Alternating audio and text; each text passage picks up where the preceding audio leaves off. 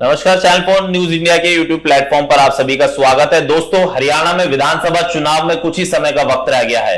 लगातार जो नेता है जनता के बीच में जा रहे हैं, जनसंपर्क अभियान कर रहे हैं और जो पार्टी के काम है बीजेपी द्वारा, चाहे प्रधानमंत्री नरेंद्र मोदी द्वारा चलाई गई योजनाएं की बात हो या फिर प्रदेश सरकार द्वारा चलाई गई योजनाओं की बात हो, जो बीजेपी के नेता है लगातार जनता के बीच में जा रहे हैं और सरकार की योजनाओं के बारे में जनता को बता रहे हैं। वही हमारे साथ आज बात करने के लिए अमरजीत सिंह जी, जो पूर्व सीएम मनोहर लाल के ओएसडी भी रह चुके हैं, बीजेपी के नेता भी हैं, लगातार जनता के बीच में जाते हैं, जनता की समस्याएं सुनते हैं और उनका मौके पर ही समाधान करते हैं। अमरजीत सिंह जी सर, बहुत बहुत स्वागत है आपका। कराम जी, बहुत बहुत धन्यवाद। सर, जिस तरीके से हरियाणा के विधानसभा चुनाव में कुछ ही समय का वक्त रह गया सर, आप लगातार बीजेपी के जो सरकार की योजनाएं जनता के बीच में आप जा रहे हैं, चाहे प्रधानमंत्री नरेंद्र मोदी द्वारा चलाई गई योजनाएं हो, प्रदेश के सीएम नायब सिंह सैनी द्वारा चलाई गई योजना हो, चाहे पूर्व सीएम मनोहर लाल जी के आप ओएसडी भी रहे, उनके साथ आपने व्यक्तिगत तौर पर काम किया है, जो लगातार आप हरियाणा के विकास दर को देखते हैं, लगातार जो कार्य है उनको आप करीबी से आपने देखा और अब आप खुद मौके पर जाते हैं, अलग अलग कलानौर के जो गांव है उनका दौरा करते हैं, जनता के बीच में जाते हैं और उनकी समस्याएं सुनते हैं। तो सर, लगातार जो आप जनता के बीच में जा रहे हैं, क्या रिस्पांस मिल रहा है सर? और जनता से आप मौके पर पहुंचते हैं, जनता आपको काम बताती है, चाहे वो किसी भी तरीके की समस्या हो, आप उन समस्याओं को मौके पर ही समाधान करते सर? ऐसा कराम जी, जो भारतीय जनता पार्टी की सरकार है, सेंटर में भी और प्रदेश में भी, इनका एक ही उद्देश्य है कि सबका साथ सबका विकास, इसके साथ साथ है अंत्योदय जी। और सबसे बड़ी खास बात है कि मैं 2017 से 2020 तक माननीय मनोहर लाल जी का एज ओएसडी सीएम मैंने काम किया है जी।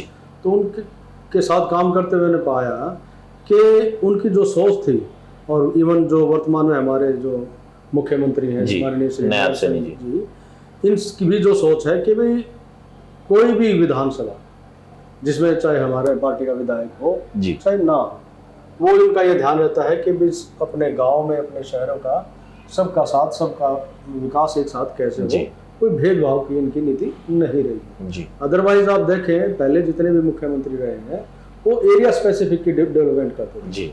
मनोहर लाल जी जैसे करनाल से मुख्यमंत्री थे, वहाँ से एमएलए थे, विधायक थे, और वर्तमान में नायब सैनी जी भी विधायक हैं, वो करनाल के मुख्य विधायक रहे हैं, लेकिन इनके दिमाग में सारा हरियाणा रहता है जी। और ये मैंने उस टाइम भी फील किया जब मेरा मनोहर लाल जी के साथ जो काम मैंने किया एज ओएसडी सीएम, मेरे पास सीएम अनाउंसमेंट थी, एचआरडी था, रूरल डेवलपमेंट का फंड था और सीएम रिलीफ फंड, इस तरह की काफी चीजें थी, जिससे पता लगता था कि देखो इनकी सोच कितनी अच्छी है कि ये भेदभाव करते ही नहीं, चाहे वहाँ अपना विधायक हो चाहे ना हो, बशर्ते उस एरिया की डिमांड वहाँ पहुंचे और साथ के साथ वो खुद भी अपनी चीजों की तरफ ध्यान दें। अमरजीत सिंह जी, मैं आपसे एक चीज और जिक्र करना चाहूंगा। जैसे भी आपने जिक्र किया कि आप पूर्व सीएम जो मनोहर लाल जी थे उनके साथ करीबी से आपने काम किया, और जैसा भी आपने जिक्र किया, जनता को आपने बताया कि भाई आपके पास कई डिपार्टमेंट थे, जिसमें एक जो लगातार अलग अलग डिपार्टमेंट है वो आपने देखे करीबी से। लेकिन सर, एक बात मैं जानना चाहूंगा कि पूर्व सीएम मनोहर लाल के साथ आप रहे, चाहे वो बुजुर्गों को पेंशन पहुंचाने का काम रहा हो, हल्के दर हल्के में सड़कें बनाने का काम रहा हो, लोगों की समस्याओं का चाहे सीएम विंडो के जरिए शिकायतों का निपटारा करने का काम रहो, इस सब में जो बीजेपी की सरकार की अहम भूमिका रही है सर, उसको आप किस तरीके से देखते हैं? देखिए, जैसे सीएम विंडो है, उसमें जो शिकायत होती थी उसमें हर अधिकारी कर्मचारी की जिम्मेवारी होती थी जी। टाइम बाउंड काम होता था, उसमें वो निवारण होता था जी। तो लगभग 60-70% के आसपास जो है शिकायतों का निपटान किया गया। और सबसे बड़ी बात, जो शिकायत हम मतलब क्या है, फोन करके पूछते थे कि भाई आपकी शिकायत है, आपको क्या दिक्कत है जी। तो कंसर्न अधिकारी को भी कहा जाता था कि इनकी समाधान करें, निपटाने का काम नहीं होता था, उसका समाधान कैसे करें जी, वो उस टाइम में काम हुआ। वर्तमान में देखेंगे, जैसे हमारे वर्तमान में मुख्यमंत्री श्री नायब सैनी जी हैं, इन्होंने हर डीसी और एसपी को आदेश दिए हैं कि भाई आप 9 से 11 बजे तक समाधान शिविर लगाएंगे जी। और रोहतक की मैं बात करूं तो करीब 80% जो समस्याओं का वो समाधान किया जा रहा है, और जो लॉन्ग टर्म की है उनका रास्ता देखा जा रहा है जी। तो ये बहुत अच्छा इनका मूव है अपने वर्तमान सीएम साहब का। ये जो सोच है, हर डिस्ट्रिक्ट में, हर सब डिवीजन में इस तरह का समाधान शिविर लगाए जाए। और सर जिस तरीके से देखिए हरियाणा में लगातार जो पिछले 10 साल की हम बात करें, मनोहर लाल जी के साथ आप रहे, मनोहर लाल जी प्रदेश के सीएम रहे, अब मौजूदा समय में करनाल से सांसद है। सर लगातार जिस तरीके से चाहे फ्लाईओवर बनाने की बात हो, हरियाणा में तेज गति से काम हुआ है, चाहे बुजुर्गों को पेंशन पहुंचाने की बात हो, किसानों के खाते में डायरेक्ट ट्रांसफर पैसे करने की बात हो। पहले हमने देखा था कि भाई जो पूर्व की सरकारें थी उसमें चाहे किसान हो, चाहे महिला हो, चाहे बुजुर्ग हो, उनको कई समस्याएं आती थी कि भाई हमारे खाते में डायरेक्ट पैसा नहीं पहुंचा है। लेकिन पूर्व सीएम जो मनोहर लाल थे और वर्तमान सीएम नायब सिंह सैनी और बीजेपी की सरकार ने एक ऐसी व्यवस्था बनाई है ताकि डायरेक्ट लोगों के खाते में पैसे पहुंचे, और उस व्यवस्था को बनाने में आप जैसे अधिकारियों का, जो आप पूर्व सीएम मनोहर लाल के ओएसडी रहे, आप जैसे वरिष्ठ अधिकारियों का अहम योगदान रहता है। तो सर इस व्यवस्था को आप किस रूप से देखते हैं, कितनी डेवलपमेंट इस व्यवस्था को करने में हो रही? देखिए, जो मैं खुद अनुसूचित जाति से बिलोंग करता हूँ जी, जब मैंने करीब 1985-86 में कास्ट सर्टिफिकेट बनाया जी 10th में एडमिशन के लिए, और हम उस टाइम पटवारी के पास जाते थे, कानूनगो के पास जाते थे, नंबरदार, चौकीदार, सरपंच की मोहर लगवाते थे जी, और फिर तहसीलदार या एसडीएम वो सर्टिफिकेट बनाते थे जी। अब ये जो अटल सेवा केंद्र के माध्यम से पोर्टल जो खुले हैं, करीब 500 के आसपास जो है ऐसी सुविधाएं हैं जो ऑनलाइन है जी, जिसमें आपको किसी को चक्कर काटने की जरूरत नहीं। तो पीछे एक मेरे साथ बड़ा अच्छा वाक़या हुआ कि मैं अपने बच्चों के जो कास्ट सर्टिफिकेट है वो बनवाने थे, तो मैं चंडीगढ़ से चला और अपने साथी यहाँ नायब तहसीलदार थे, उनको फ़ोन किया कि जी मैं बच्चों के सर्टिफिकेट बनवाने हैं, और तब मैं नौकरी में था, मैं जॉइंट सेक्रेटरी हरियाणा राजभवन। तो कहते कि सर आप आ जाओ और हम रिपोर्ट वगैरह तैयार करवा जी। मैं आधे रास्ते में पहुंचा तो फ़ोन आया कि जी आपको तो आने की ज़रूरत ही नहीं जी। मैं क्यों? कहता है ये ऑनलाइन अपने आप बन जाएगा, अपने बच्चों का नाम डालो, उनकी अपने जो कास्ट जो सर्टिफिकेट बनी है उसके हिसाब से डिटेल दे दो, आप निकलेगा। और मैं रास्ते में मतलब चंडीगढ़ से महम आ ही रहा था, तो थोड़ी देर में उनका फोन आ गया, लो सर आपका सर्टिफिकेट बन गया, ये आपको व्हाट्सएप कर दिया। तो कितनी बड़ी सुविधा है। इसी तरह जो पेंशन का है, पेंशन क्या था, पहले फॉर्म भरे जाते थे जी, अब जो परिवार पहचान पत्र है उसके माध्यम से अगर देखें तो अपने आप पता लग जाता है कि 60 साल का होले ऑटोमेटिक उसकी पेंशन अकाउंट में पहुंच, और पेंशन का जो पैसा सीधा अकाउंट, जन धन के माध्यम से माननीय प्रधानमंत्री जी का जो ये था बहुत बड़ा अभियान, उससे लोगों को बड़ा फायदा है, किसानों को बड़ा फायदा हुआ है। चाहे वो ओलावृष्टि का पैसा है, चाहे क्या कहते हैं मुआवजा जो मिलता है उसका, या प्रधानमंत्री जी की जो स्कीम है किसानों के लिए जो 6,000 रुपये हर साल जाता है, तो सीधा किसानों के पास पैसा जाता है, बीच में कोई दलाल या उस तरह की चीजें नहीं है जी। ये ठीक सर, एक चीज मैं आपसे और जानना चाहूंगा, देखिए लगातार जो प्रधानमंत्री नरेंद्र मोदी है किसान कल्याण के लिए लगातार काम कर रहे हैं, चाहे पीपीपी योजना हो, प्रधानमंत्री किसान गरीब योजना हो, किसानों के खाते में पैसे पहुंचाने की हो, यूरिया जो उनको सही पहुंचे, खाद उनको पहुंचे, और लगातार केंद्र की योजनाओं को प्रदेश सरकार भी लागू कर रही है ताकि हमारे किसान भाइयों को इसका लाभ मिले, चाहे वो अनाज मंडी में व्यवस्था को संतुलित करने, एकदम व्यवस्था को दुरुस्त करने की बात हो, पोर्टल के माध्यम से पोर्टल बनाया गया, किसानों का पोर्टल पे ही अपनी जानकारी मिल जाती है। ये सर बहुत बड़ा बीजेपी सरकार द्वारा, प्रधानमंत्री मोदी द्वारा लगाया हुआ कदम था, और इसकी सराहना हर किसान कर रहा है, क्योंकि फोन में ही उसको सब कुछ दिख जाता है, उसको मंडियों के चक्कर खाने नहीं पड़ते। सर बिल्कुल ठीक है, ऐसा है जी, जो किसान का जो भला है ना जी, बीच में अगर हम दलालों की कमी कर दें, खत्म कर दें, तो उनको सीधा कहीं दलाली नहीं देनी पड़ेगी, उससे बैंक में सीधा पैसा आता है। माँ बाप बुजुर्ग हैं, जमीन मेरे बुजुर्ग के नाम है, तो बुजुर्ग के खाते में आएगी, बच्चों के हाथ में जी, तो वो सुरक्षित फील करता है इस चीज से। तो ऑनलाइन या जो पोर्टल के माध्यम से जो है सीधा जो है पैसा जो आम जन किसान उनके पास जाता है, तो वो उसके हकदार रहते हैं। नहीं तो पहले पैसे लेके आते थे रास्ते में, बच्चे ले लेते थे या कोई अपने दलाल भी। और सर मेरा मानना है कि कहीं ना कहीं जो व्यवस्था नहीं बनाई गई है, चाहे पोर्टल की व्यवस्था हो, चाहे किसानों के डायरेक्ट खाते में पहुंचाने की व्यवस्था हो, इससे प्रदेश का किसान भी खुश है, और प्रधानमंत्री नरेंद्र मोदी द्वारा कराए जाए कार्यों से वो किसान लगातार अब खुश है, क्योंकि उसको भी एक नई व्यवस्था मिली है। सर बिल्कुल ठीक कह रहे हैं आप।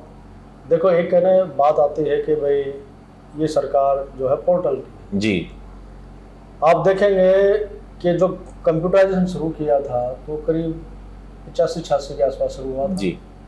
धीरे धीरे व्यवस्थाएं उनमें बदलाव आता है। शुरू में जब करते हैं थोड़ी बहुत कमी बेसी ये चीज़ होती है, और उससे सुधार होता रहता है जी।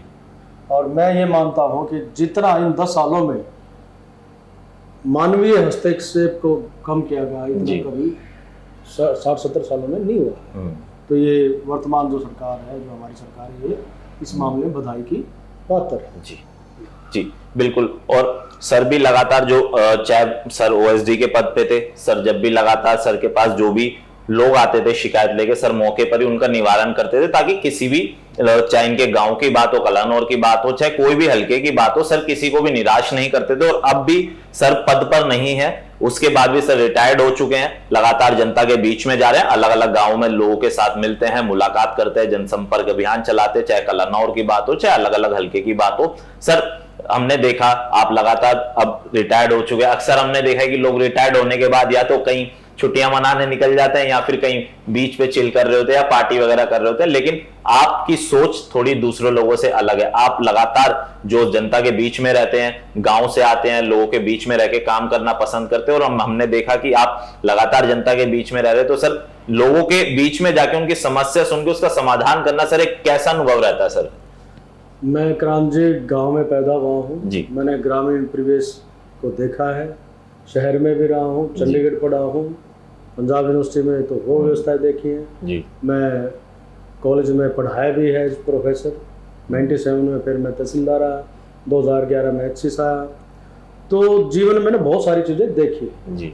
और वर्तमान में जो पार्टी मुझे ये अच्छी लगी, भारतीय जनता पार्टी जी। तो मुझे लगा कि भी राइट टाइम है कि मैं जो एक प्रशासनिक सेवा का जो काम है छोड़ के समाज सेवा का काम है। राजनीति को क्या करते हैं, राजनीति को ये सोचते हैं कि ये समाज सेवा है। आप देखेंगे हर जो है ना राजनीतिक आदमी, उनका एक मोटिव होता है, हर राजनीतिक आदमी है कि भी हम लोगों की भलाई कैसे कैसे करें और उनका भलाई के काम ज़्यादा ज़्यादा कैसे करते हैं, उनके सुख दुख में कैसे काम जी। एक जैसे मैं अब कलानौर विधानसभा में घूमता हूँ और उनकी बात सुनता हूँ, तो कुछ तो एक तो अनुभव है, प्रशासनिक अनुभव है, और लोगों की जो समस्याएं हैं उनकी सुन के जो किस कंसर्न कर्मचारी है, अधिकारी, उनको मैं बोलता हूँ कि भाई इनकी समस्या है, तो सुन के दूर कर देते हैं। एक और बात है कि जैसे हम जैसे पार्टी वर्कर हैं बीजेपी के, भारतीय जनता पार्टी के, तो जो समस्या हमारे सामने आती है तो हम माननीय मुख्यमंत्री जी के सामने प्रस्तुत करते हैं, वो फिर उन पे संज्ञान लेके उन पे जो है कार्रवाई करते हैं। तो पीछे जो है सभी सरपंचों की मुलाकात से उनकी हर गांव की डिमांड लेके, कुछ नगर पालिका, कुछ नगर निगम की जो डिमांड लेके माननीय मुख्यमंत्री जी को दे के आया हूं मैं, और उन पे फिजिबिलिटी रिपोर्ट मांगी गई है, और जैसे ही उनकी फिजिबिलिटी रिपोर्ट आ जाएगी उनको जो है काम उनका शुरू कर देंगे, सीएम साहब उनके अनाउंसमेंट करेंगे।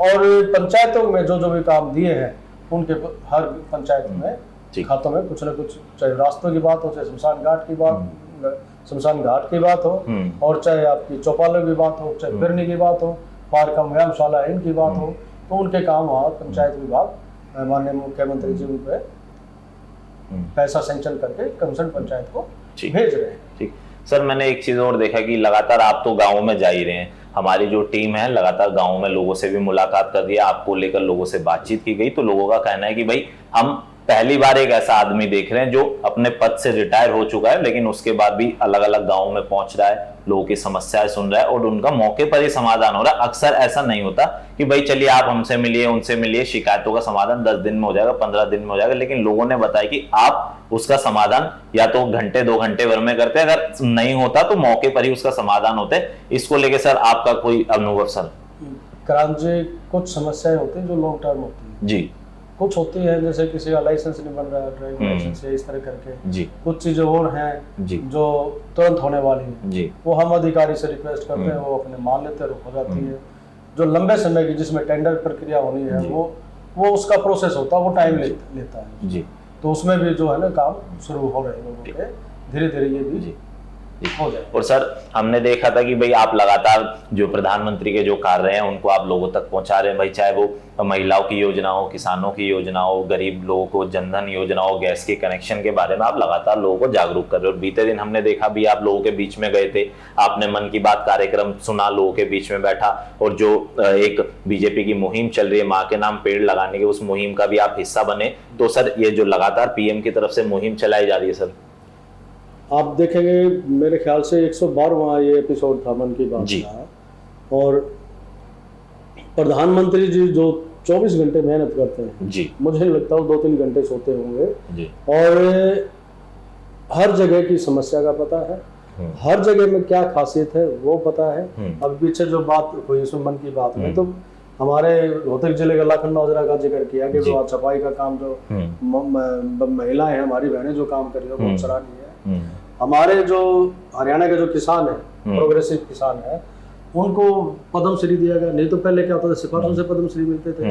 हमारे एक साथी हैं महावीर गुड्डू जी, उन्होंने फॉर्म अप्लाई किया, उनको पता ही नहीं था कि हमें पद्म श्री दिया जाएगा। तो मन की बात के माध्यम से क्या है कि बच्चे, बुजुर्ग, जवान जब सुनते हैं कि देखो ये जो चीज़ें हमारी इम्पोर्टेंट हो रही हैं, मोटिवेशन मिलती है बच्चों को, माँ बाप को सीख मिलती है कि हम अपने बच्चों को कैसे पढ़ाएं, कैसे आगे बढ़ाएं। पर्यावरण की बात होती है, जैसे मन की बात में उन्होंने पीछे कहा कि माँ के नाम एक पेड़ लगाओ जी। क्रांत जी, अगर आप देखेंगे पहले जो पेड़ लगाते थे ना तो कहते थे बर्थडे को लगा दो जी, शादी वाले दिन लगा दो। बिल्कुल बिल्कुल। तो ये एक नई सोच है प्रधानमंत्री जी की, माँ के नाम पे। माँ दो होते हैं, एक तो धरती माँ, एक अपनी जननी। तो उसमें दोनों पार्ट कवर होते हैं कि धरती तो माँ है ही, और माँ अपनी जो है उसके नाम से पेड़। तो आप कितना बड़ा मतलब एक वो है सोच प्रधानमंत्री जी की कि भाई इससे जो भी पौधा लगाएगा उसके अंदर क्या है, वो पेड़ को फलीभूत करेंगे, फलीभूत करेंगे।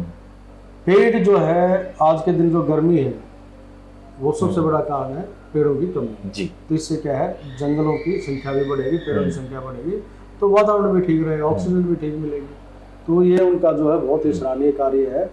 और प्रधानमंत्री जी जो अनथक जो काम करते हैं तो उससे हमें हर भारत के नागरिक को प्रेरणा लेनी चाहिए कि भाई काम करें तो देश की सेवा हम कैसे करें। जी बिल्कुल सर, आप बिल्कुल लगातार सही कह रहे हैं कि प्रधानमंत्री नरेंद्र मोदी जी जो लगातार महिला हो चाहे किसान हो उनके लिए अनेक योजनाएं चला रहे, लेकिन इन सब के बीच सर आप अपने जो लगातार बीजेपी की नीतियों पर सवाल उठाते, चाहे कांग्रेस के लोग हो चाहे आम आदमी पार्टी के लोग हो, वो कहते हैं कि भाई 10 साल में हरियाणा में कुछ नहीं हुआ। लेकिन जनता ने इसका जवाब 2014 में भी दिया, 2019 में भी उन्होंने दिखाया कि भाई हमें बदलाव चाहिए और ये बदलाव की लहर आगे भी कायम रहेगी, ऐसा जो बीजेपी के प्रदेश के मुख्यमंत्री नायब सिंह सैनी लगातार दावा कर रहे हो। और आप भी जनता के बीच में जा रहे हैं सर। जिस तरीके से विपक्ष आरोप लगाते हैं कि भाई पिछले 10 सालों में काम नहीं हुआ, लेकिन जनता ने उनको जवाब दिया सर।